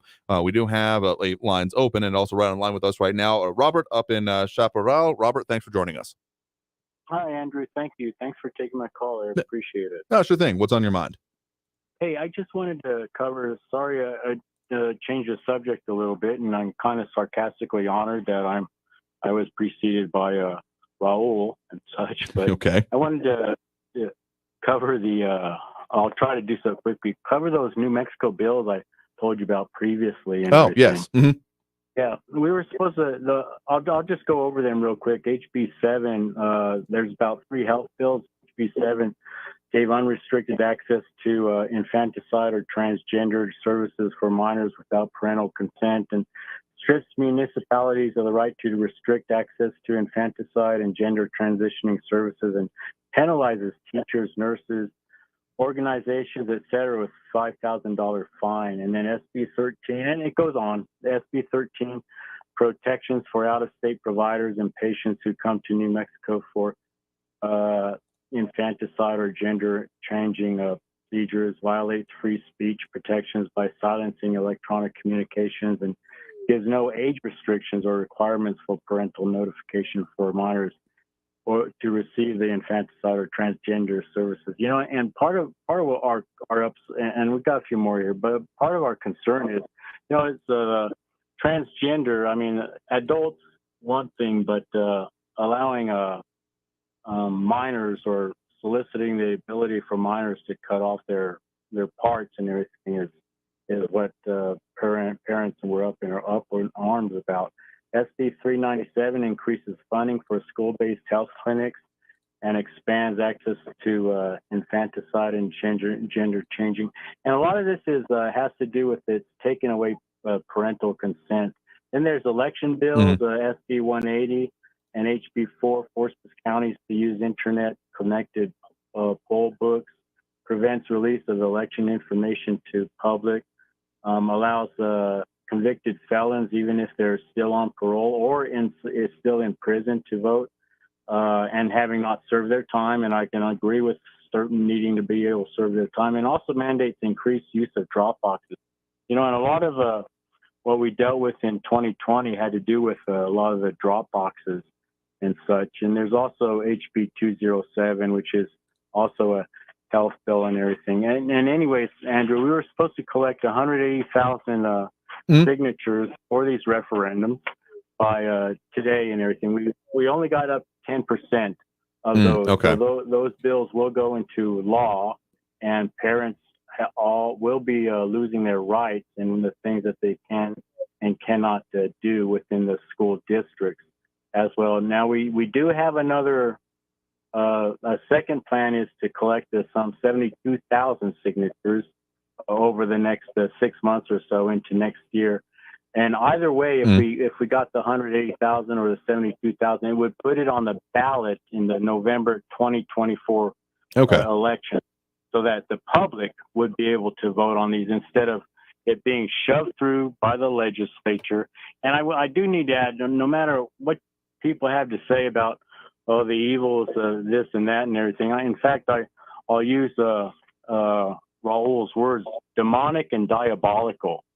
These laws and what it puts into the children and taking away human rights and election, shoving, it becomes a selection process instead of an election process, is demonic. Again, using Raul's words, demonic and diabolical by the Democratic Party. And there were over 440,000 actions taken. These are emails and phone calls in opposition to these bills over the last year.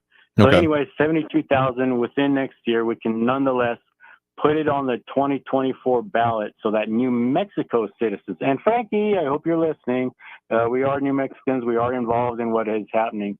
Anyways, to be put on the November 2024 ballot. Again, Andrew, these are evil bills.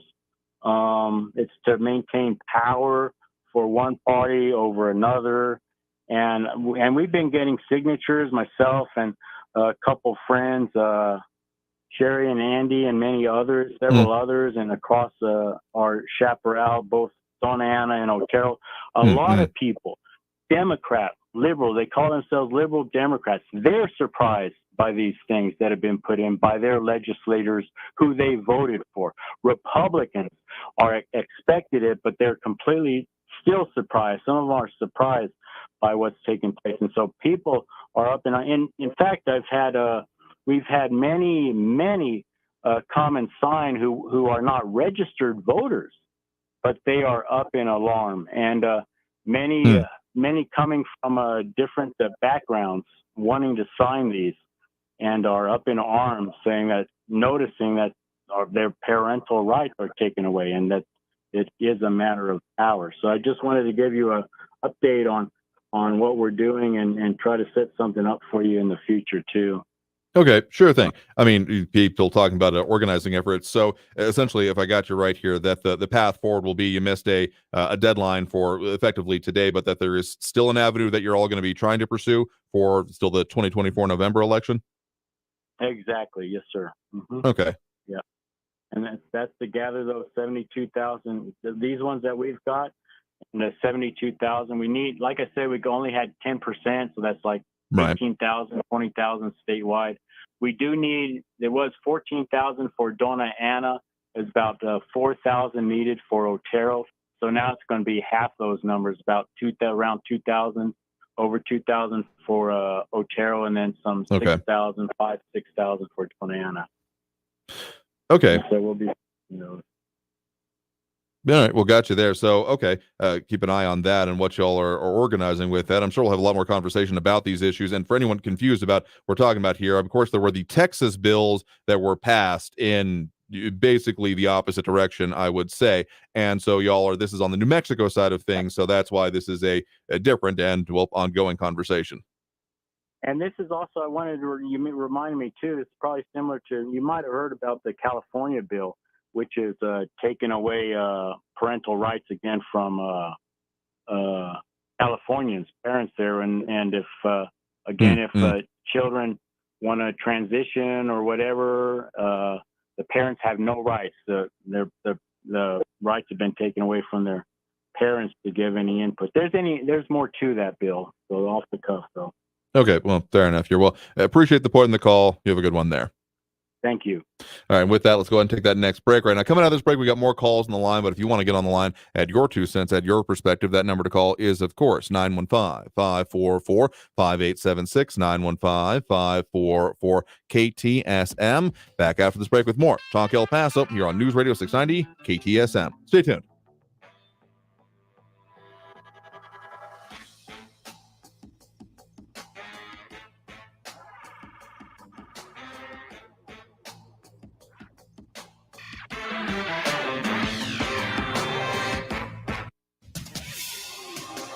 El Paso's News Radio 690 KTSM.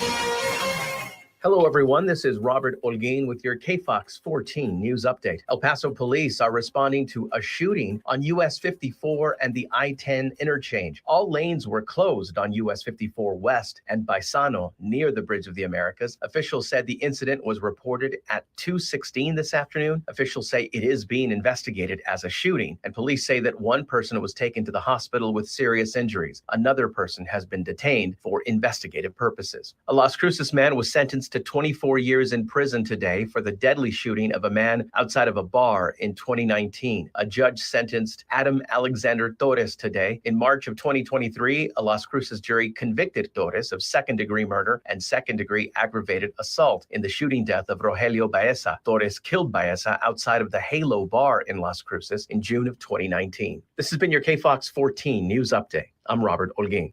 News Radio 690. Traffic all day. El Paso police on the scene of a crash on Trans Mountain and McCombs. El Paso police on the scene of a crash, Trans Mountain and McCombs. An accident reported northbound Yarborough at Alameda. Some light slowing still from an earlier crash on northbound Zaragoza at Sunfire. And a reminder, 54 south to Loop 375 is now closed. Through traffic is exiting at Paisano. Carrie Edwards, El Paso traffic. From the KFOX 14 Severe Weather Center, this is forecaster Nasai Mancini. Well, folks, we're in for a weekend full of very warm temperatures here in the borderland. We're going to be entering those triple digits. We do have a weather warn that is going to be starting to go into effect at noon on Sunday for those very hot temperatures that we are going to be seeing. Folks, make sure you are staying hydrated, limiting your time in the sun, and wearing that loose colored clothing. To find the latest forecasts and some tips and tricks to help you cool off, you can head on over to kfoxtv.com. This report is sponsored by Lowe's. Lowe's is partnering with HDTV for the second season of Build It Forward, giving back to the communities they serve. Inspired by Lowe's Hometowns program, hosts Tania Nayaka and Shane Duffy are traveling to surprise community heroes with life-changing renovations. Watch Build It Forward all new Saturdays at 6, 5 Central. Attention business owners. Was your company impacted during COVID? If you had W-2 employees during 2020 and 2021, you may be entitled for up to $26,000 per employee through the Employee Retention Credit Program. This is not a loan. The IRS paid back billions already. We've helped thousands of businesses just like yours. So let us help you. At ERC Business Solutions, we make it simple. We do it all for you, so you won't have to worry about the complex application process. There's absolutely no risk. If you don't get paid, we don't get paid. Most businesses do qualify, even those with no decline in revenues or those that already got PPP. Discover how much you can claim. There's no cost or obligation. Call now, 800-200-2250. That's 800-200-2250. Get up to $26,000 per employee. Call 800-200-2250. 800-200-2250. Lowe's is partnering with HDTV for the second season of Build It Forward, giving back to the communities they serve. Inspired by Lowe's Hometowns program, hosts Tania Nayaka and Shane Duffy are traveling to surprise community heroes with life-changing renovations. Watch Build It Forward all new Saturdays at 6, 5 Central. This report is sponsored by Lowe's. News on the hour and a half. Traffic and weather all day. Keeping you informed and up to date. El Paso's News Radio, 690 KTSM. I adopted Bento in 2010 from a shelter. A lot of people know him as Keyboard Cat. That's just one adoption story that started at a shelter. Visit theshelterpetproject.org to find a pet near you. Brought to you by Maddie's Fund, the Humane Society of the United States, and the Ad Council. El Paso's News Radio, 690 KTSM. Live from the KTSM AM 690 studios, it's Talk El Paso with Andrew J. Polk. To be a part of the show, call 915-544-KTSM or follow on Facebook at facebook.com/Talk El Paso. Now here's your host, Andrew J. Polk. Thank you all so very much for joining us here for Talk El Paso, airing live on News Radio 690 KTSM. I'm your host, Andrew J. Polk. Thank you for tuning in, however you may be doing so, be it on air, online, live streaming through the free and reliable iHeartRadio app, or joining us over on the various social media channels that we're up on these days, Facebook, YouTube, Twitter, and Twitch, either under Talk El Paso or Andrew J. Polk. Those dropping a lot of comments coming in, of course, but those dropping those likes and reacts we appreciate. Amber Bonda, Buddy Valles, Flaco Jimenez, Bernadette Bandicool, Ida Beza Gardner, Alex Campos, Robert Haynes, James Holmes, Robbie Flores, Angel Rueda, and Monica Cervantes. Do appreciate that. Helps us with all those algorithmic things and having the conversation that affect us here in the borderland and beyond. Let me just say that I do always support people getting organized and getting involved in politics, because if someone just saying, well, that's not our place, we can't be a part of that, it's too far over our head, I think that's half the reason we've gotten into this. Whether you may agree or not with the individual efforts, let's just say it's a general rule, but when it comes to these issues here, so again, have grave misgivings about any people doing and making huge change to themselves before they reach the age of majority. And yet some of the issues that I have with the bills as they've been passed, particularly in Texas, has been about the support for those individuals. It's saying, okay, you have to wean off of humanely off of treatment, but nothing much more about like what then happens with them. I mean, the actual providing of things to replace that, including mental health services, is lacking in my mind. But in the issue overall, I don't care much of what is in someone's pants, be it genitals or weapons. I only care when they then end up committing a crime with them in either way. In any case, let's take that next caller right now. Again, if you want to get on the line, that number to do so is 915-544-5876-544-KTSM. We do have Eric on the east side here with us right now. Eric, thanks for joining us. Hello there. Yeah. I would encourage you and most of your listeners to start the habit of quickly Googling the guests right-wing media have on their programs being misrepresented as honest and credible sources. Like, skim their wikis and look into who is being presented as an authority. Like, if you all were to ever look up who the guest Sean Hannity, right-wing media, or Fox News presents you all with, you would have come across this one lawyer named David Schoen. Lately, he's been a guest on their shows almost every day to promote disinformation about the Trump indictment, and he's been a longtime regular on Sean Hannity. Look up who this guy is, David Schoen, Schoen. He's like the Forrest Gump of the most egregious crimes in American history. He was Trump's main lawyer for his second impeachment for incitement of insurrection, which we know he's guilty of. David Schoen was also the main lawyer for Roger Stone when he was convicted of all the crimes he committed, lying to the FBI and congressional investigators trying to cover up the Trump campaign collusion with the Russian government. And this is the biggest one. David Schoen was Jeffrey Epstein's personal lawyer. Trump's main lawyer for his impeachment trial he picked was Jeffrey Epstein's personal lawyer in the case right before he killed himself. And David Schoen is always a guest on Sean Hannity and Fox News, pushing traitorous disinformation to deceive you all into defending the indefensible. And yeah, conservatives really need to start Googling the guests right-wing media have on their programs or cite in their articles, because they cherry pick the least credible people imaginable, people with every reason to lie, and make everyday conservatives into mindless partisans, and in many cases, full-blown traitors to their country. I've mentioned that in the past. And they cherry pick these people to deceive you all into putting conservatism before all their values and concerns, to condition you all into an ideology and to make irrational conservative assumptions. People they really need to realize that the sources of information people deem credible determines what their values are, what they believe politically, how they vote, and ultimately whether people live or die. This is why bad faith information sources and people who lie to their audience are really the biggest villains in society, purposely deceiving people and robbing them of the ability to be moral people and to make moral decisions in most cases, because they're basing their decision making off of complete lies.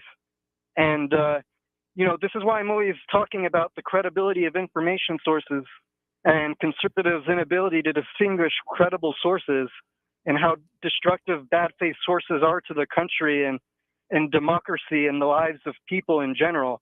Like, these people truly are villains, these liars who put partisanship and party before everything. If you look at what Ben was talking about in regards to that 1023 form, you'll see that if you look at the details of it, it's like we already know all the details in the form. Like some high-level executive in Burisma was claimed to have 17 audio recordings showing Biden confessing to all of these things involving corruption. So that's all that document says. Some high-level person who hasn't been seen in 3 years claims to have audio recordings proving this. And Republicans bring this to the media's attention the exact same day that Trump is indicted for very serious crimes. Like, this is so very transparent disinformation coming from Republicans in Congress to cover up Trump's egregious crimes. If we look at the indictment of Trump, we see all the evidence that led to the FBI raid on his house because he violated the subpoena and manipulated his lawyers to break the law into hiding, claiming that it was complied with.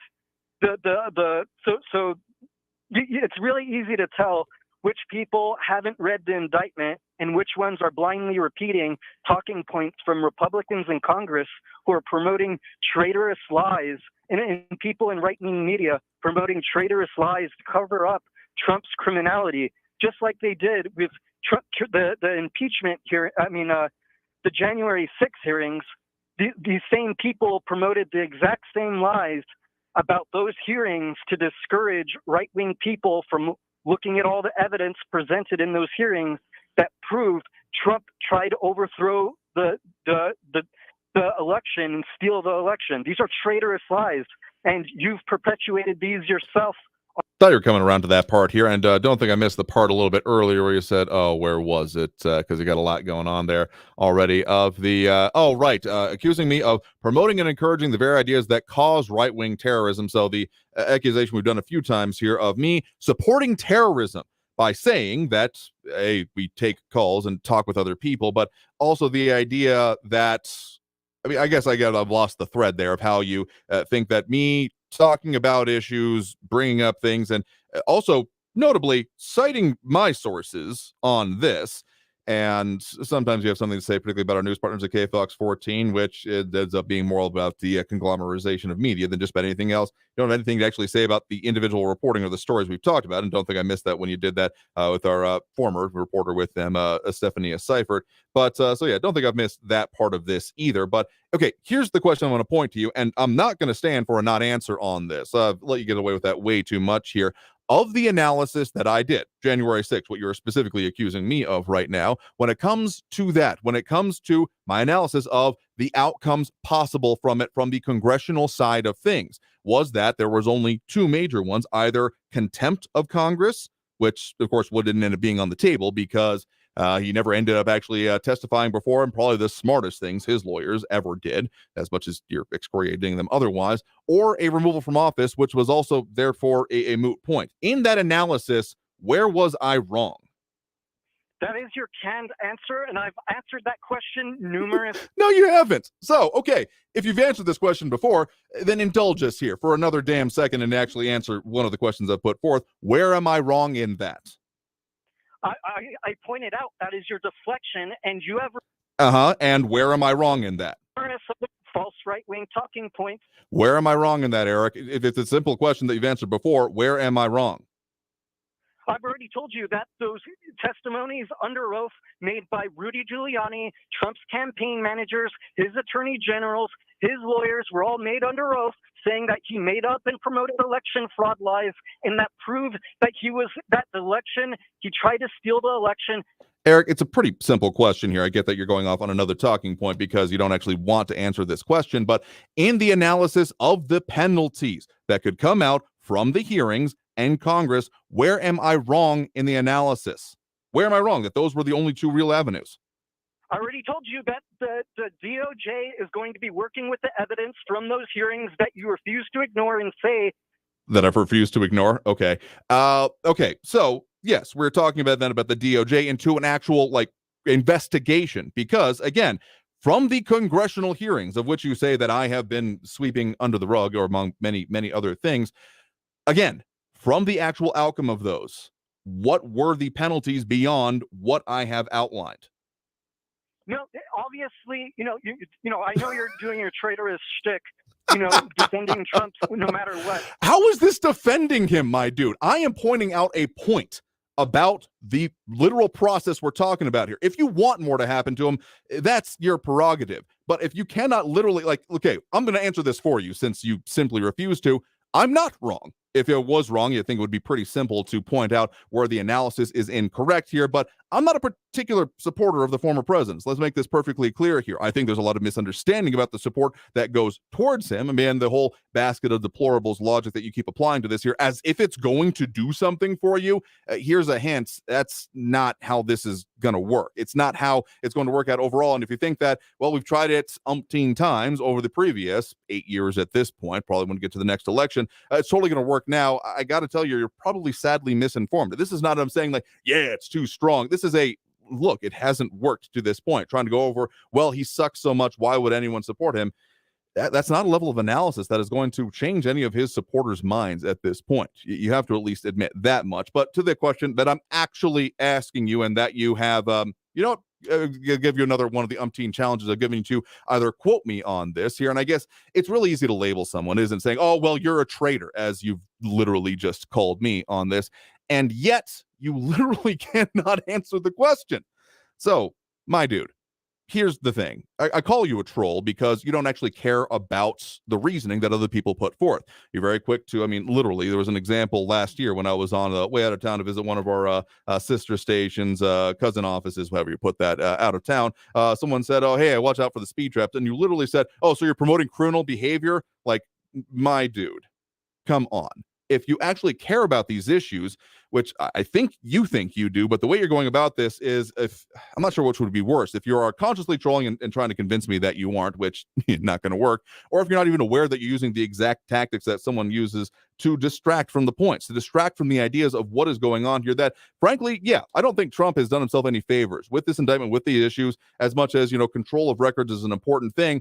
that bathroom picture, it's a nice enough bathroom. It's got a chandelier and everything in it. It's a very nice golden, I can't tell if it's a golden toilet or not, but it's definitely got a chandelier in it. I don't think that storage has done him any particular favors when it comes to these investigations and what will be going on here. And yes, I call this one an investigation because it has started immediately with the criminal aspect of this here, moving to the indictment, of course. So let me juxtapose these two things. What Congress was doing, which was an inherently political process. And no, I do not mean that, therefore it's invalid. It has no merit to it. That's the nature of it. It's being done by politicians. And so to call it a trial or anything like that would be both realistically and technically incorrect. So I'll give you one last chance here to try to come to a coherent point besides being mad as hell at anyone who disagrees with you or has the gall to not immediately accept your reasoning. In my reasoning on this, is there anything I was incorrect about from the congressional process about what the penalties could be? Give you one last chance to answer this. And if you have actually answered this, it should be pretty easy for you then. Yeah, this is how you promote terrorism, Polk. Okay. Literally, dude. Now, we're not going to do this. I am saying that the president, that the policies, that the procedures they were going for out there weren't going to come to the outcomes that you want to, as it has moved into the other portion of it. And that's what I said at the time. But you accuse me of literally disinformation here. So, and you've accused me of terrorism. That's consider yourself excused from the show for the next week here, because we're definitely getting into the whole libel and slander part of this here that has literally had you threatened with lawsuits before because of the outcome of this program. So consider yourself excused. In the meantime, I think we've got time for one more quick call on the line here. We do have Tom in Otero County on the line with us right now. Tom, thanks for joining us. Hey, we're going to put you right up there next to Bin Laden, Andrew. Apparently, yeah, better watch out for SEAL Team 6 here. Hey, do you think the FBI is covering for Joe Biden? Dude, that's a question that goes back, frankly, to the previous administration. And the way I'm going to answer this is that the ability for the top police, the top cops in the nation to be independent is one of the major questions that, of course, came up in the previous administration, right? The independence of not even just those that are doing the investigation, but of those that are doing the basic decisions on what to prosecute and not. I don't feel that was totally resolved from the previous administration. Obviously, there are appointments and the things that have been made and other parts of it underneath it, including who is currently sitting in the top post when it comes to that as the, again, top cop in the nation, effectively. If they're covering for him or not, that would be, if they are covering for him flat out, that would be an issue that would lead back to the similar kind of questions that came under the previous administration. Is it totally an evidence that they are or not?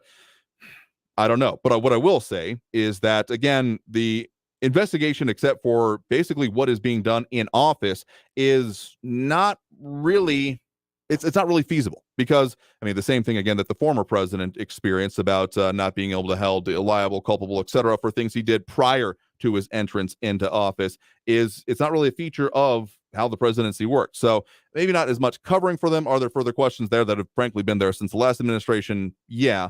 But I think it would take it's quite a burden of proof to try and prove that point beyond, of course, what can be read from news headlines. Well, what do you think, Andrew, when they were claiming Hunter Biden's laptop was Russian disinformation, when it was actually in their possession for almost 2 years? I mean, yeah, the Hunter Biden laptop story has been this kind of albatross around the neck of this whole situation. I don't have any immediate and clear answers on that. I haven't been able to review that laptop myself, probably never will be, or may or may not ever see the light of day. I'm not going to try to prognosticate on that. But what I will say is this, is that as much as, I mean, the conduct and the influences on a sitting president are certainly something that are worthy of being questioned. Something that, I mean, if there's a question about the influence being given on to, I mean, there's literally slews and sets of laws about what a current president can or cannot do, cannot take payments from. That, again, there's some questions about that go back to the previous administration too. I'll freely admit that. But what I will say is that, as much has been said before, I kind of agree with the statement that Hunter Biden should be probably held culpable for whatever he has or hasn't done. I mean, there's a full investigation and prosecution if it is justified and warranted, but I end up being a bit more concerned with, the aspect of any influence on the current president, but primarily the president himself. Hunter Biden is not the president, but I am still concerned about what the president is, and if there are any influences on his decision-making, that is absolutely a part and parcel of what should or can be investigated. Well, there's plenty of information about what's on that laptop is out there. good, solid information. I mean, and with evidence of crimes, not only by Hunter Biden, but by his father. So it leads me again to the question, how could the FBI have it in their possession and not come out and say, yeah, it's not Russian disinformation. And in fact, they were actually behind an effort to spread this so-called Russian disinformation myth. I think that.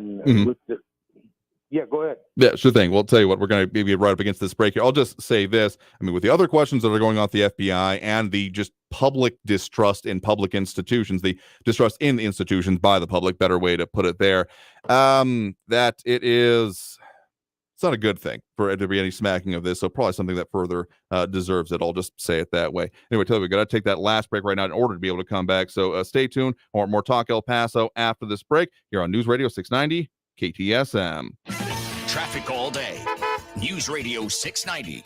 Gateway west at George Dieter, watch for delays. An accident involving a semi blocking two lanes, the center and the left lane. Traffic starting to back up there. Eastbound North Loop Drive at Zaragoza, an accident reported. Police still on the scene of an accident in Trans Mountain at McCombs, and a crash reported northbound Yarborough at Alameda. Kerry Edwards, El Paso traffic. This report is sponsored by Lowe's. Lowe's is partnering with HDTV for the second season of Build It Forward, giving back to the communities they serve. Inspired by Lowe's Hometowns program, hosts Tania Nayaka and Shane Duffy are traveling to surprise community heroes with life-changing renovations. Watch Build It Forward all new Saturdays at 6, 5 Central.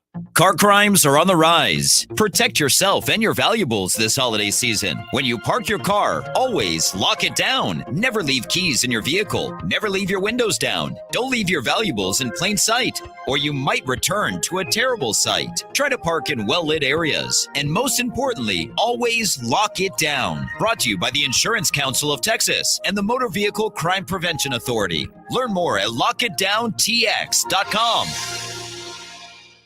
The El Paso Community Foundation supports the causes you feel passionate about here in the borderland, whether it's education, social services, arts and culture, the environment, health, or economic development. The El Paso Community Foundation has been promoting philanthropy and progress in our hometown region for more than 45 years. Make your mark with us. Start a fund today. For good, for El Paso, forever. Learn more at epcf.org. That's epcf.org.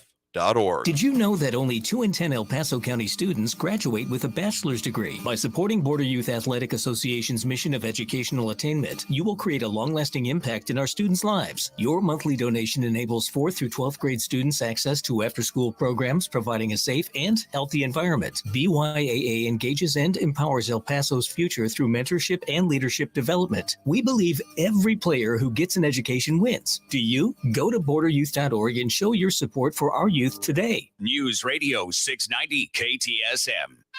Live from the KTSM AM 690 studios, it's Talk El Paso with Andrew J. Polk. To be a part of the show, follow on Facebook at facebook.com/Talk El Paso. Now here's your host, Andrew J. Polk. Thank you all so very much for having joined us here for Talk El Paso, airing live on News Radio 690 KTSM. I'm your host, Andrew J. Polk.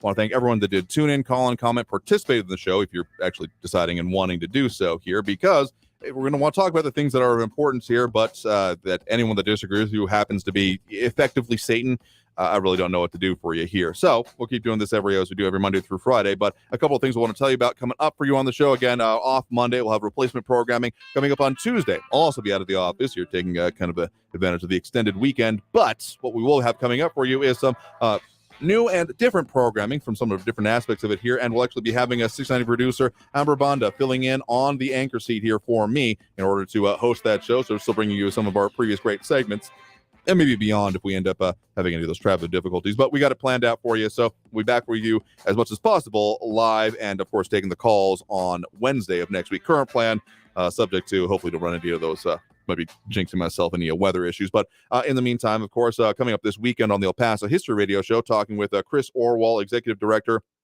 of the New Mexico Museum of Space History about their ongoing events they're chronicling, and as much as they can get artifacts from it, the ongoing space race around our region, and also the interest that's coming to their tours of the Trinity site in advance of the Oppenheimer movie that is coming out. So that's a little bit of the information of what we got coming up for you here. So yeah, be out of the office, no show on Tuesday. Will be a show on air for you on Tuesday. So no show Monday, on air show for you Tuesday, none of the live streams, and hopefully back with y'all full force on Wednesday. So we'll go ahead and have a good weekend and holiday there, as some are saying. And we'll leave it there for today because we're super out of time here for this show. So I want to thank everyone that did. Again, tune in, call in, comment, participate in the show. We'll do it again kind of next week as we do most Monday through Fridays, 4 to 6 p.m. And so until then, until next time, I want you all to stay safe out there, look twice for motorcycles when out on the road, and have a great evening, y'all. We'll see you next week.